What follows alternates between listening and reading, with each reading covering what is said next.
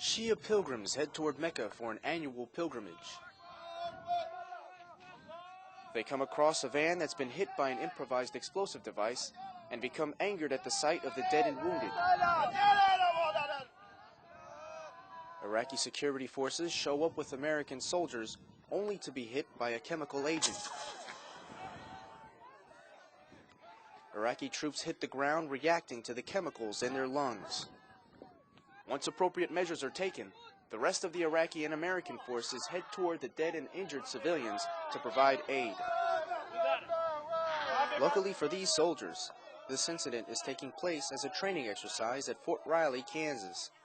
This exercise was mass casualty exercise, basically testing our skills on controlling the population, dealing with wounded on the battlefield. There was a vehicle in the middle of the road. Personally, what I saw when I walked up was several people bleeding. I had to apply a tourniquet and deal with some pressure dressing situations to control bleeding.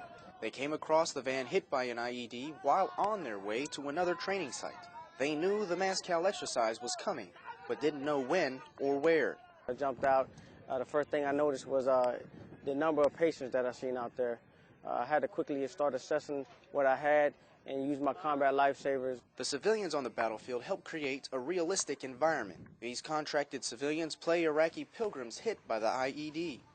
My husband's a soldier, so when he goes down on range, I want him to be prepared, and that's why we're here. We're preparing the soldiers for what might happen when they get down there. The mass cal exercise is the next step toward efficiency before deployment.